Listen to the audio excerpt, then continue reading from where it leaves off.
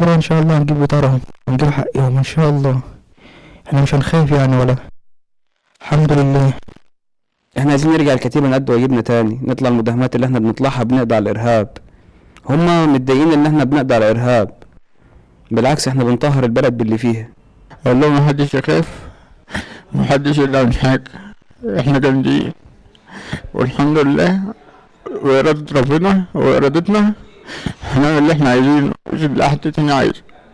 بنحبك يا مصر، بنحبك ونفضل نحبك مهما حصل فينا، ومش هيغيرنا اللي احنا فيه ده. لا، بإذن الله نكون ونخف، وهروح الكتير وهعمل شغل أكتر من اللي كنت بعمله.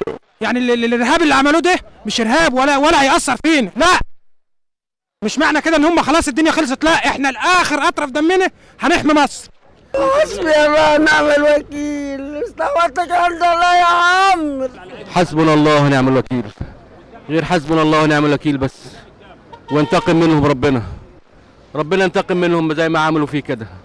انا عن نفسي انا ممكن اطوح في الجيش، انا نفسي اطوح في الجيش، فدا البلد فدا مصر، عشان الخونة الكلاب اللي بوظوا البلد. اتطوع في الجيش خدمة لبلدي عشان